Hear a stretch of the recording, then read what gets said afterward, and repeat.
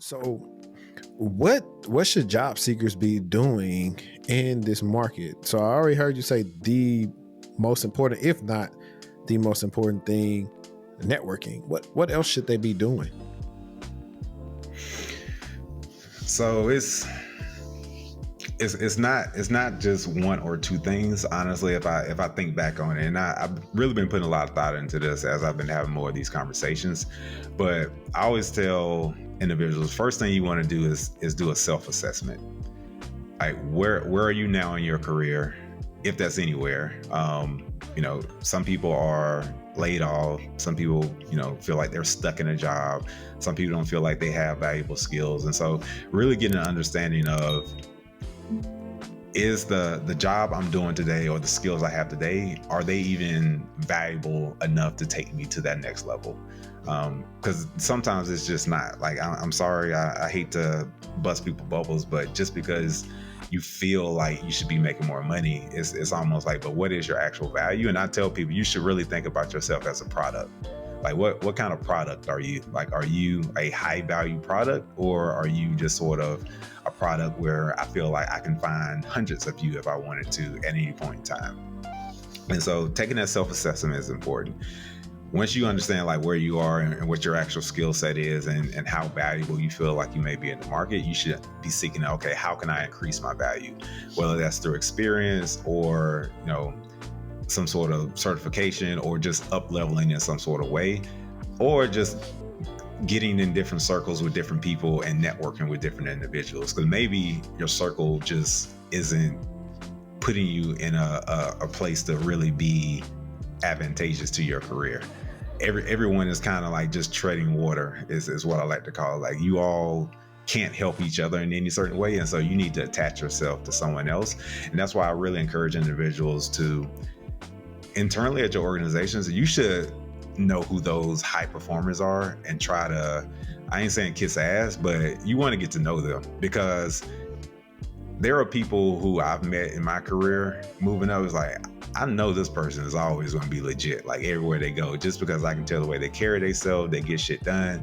And so you want to make sure that person knows who you are, because they're going to go to another company. I might want to follow them there, or at least when they have another job opening, and it may not even be in the same department, but y'all know each other, and like, hey, I saw you all are opening for a recruiter. I might be reaching out to somebody in engineering, and the recruiting role may be on the business side, but they know me, and so they'll refer me for the role. And that, I know that person probably has juice there because they always a high performer everywhere they go. And so increasing your value through your network is a thing as well. And then I think people need to just start to be a little bit more strategic about how they go about their job search. I was talking to a lady the other day, and I feel like she was kind of ignoring where her value lied. Like, she wanted to break into tech, but her background was in healthcare, but she wasn't looking at health tech positions. I was like, this is what you know. This is actually the value right here. Like, because you can try to pitch yourself to these health tech companies as someone who has actually been within the industry for a number of years.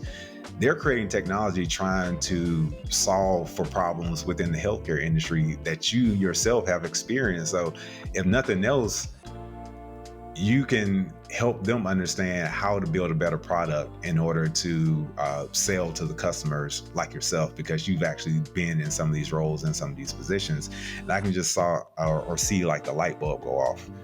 Because she hadn't even thought about it in that way, and she was just trying to find entry points through maybe like some of the more popular or more well-known companies. I was like, no, like, you're missing like a whole segment of companies that you're probably a lot more qualified for. So that's like 3 or 4 things, and that's why I say, like, it's not easy. It's not an overnight fix when you're trying to up-level in your career, and it's actually ongoing. And I really like to compare it to fitness. You can't just, go to the gym for a week and think you're in shape now. like you really have to stay consistent with it. And that's how careers are.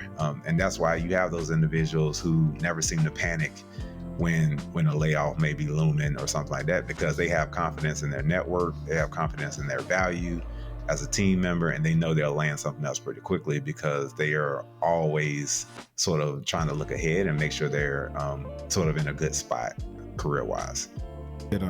You said a mouthful, especially. I'm glad you touched on how people want to pivot, but then they won't pay attention to where their strengths lie. Like, I have a guy, he's been doing IT and radiology for 15, 20 years. And I was like, bro, you probably been doing a lot of security stuff already. Let's stay in healthcare and let's figure out those roles that meet your expertise.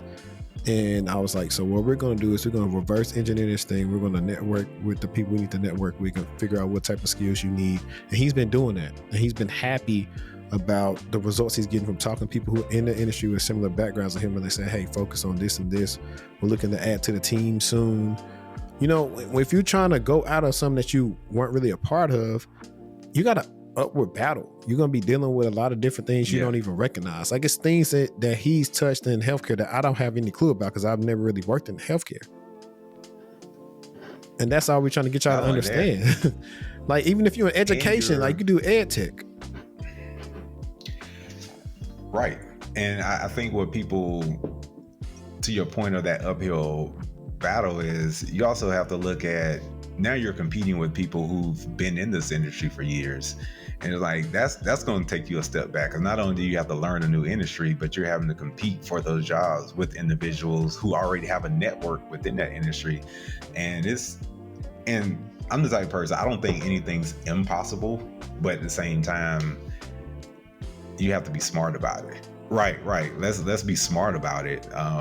And I'd like to tell people, you're trying to jump from, over here to over here. Like, you should take a step, and then maybe you can get closer to where you're going. And it may take you a little bit longer, but I promise you, you're going to be making more progress versus right now you're just standing still, looking way across the hill, trying to figure out, like, how do I get over there? And you haven't even started walking yet. So yeah.